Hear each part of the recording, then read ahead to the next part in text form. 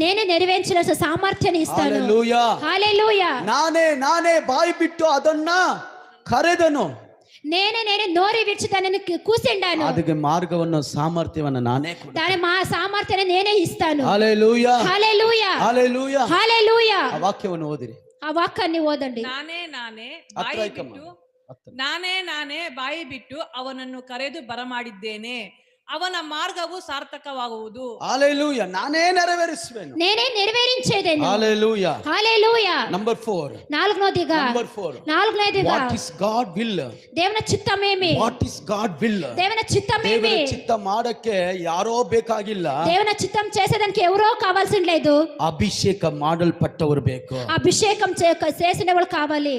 ಯೆಶಾಯ ಗ್ರಂಥ 45:1 ಹೇಳಲ್ಪಟ್ಟಿದೆ. ಯೆಶಾಯ ಗ್ರಂಥ 45:1 ವಚನದಲ್ಲಿ చెప్తుంది. ಕರೆದು ನಾನು ಸುಮ್ಮನೆ ಕರೆದಿಲ್ಲ, ಅವನನ್ನು ಅಭಿಷೇಕಿಸಿದ್ದೇನೆ.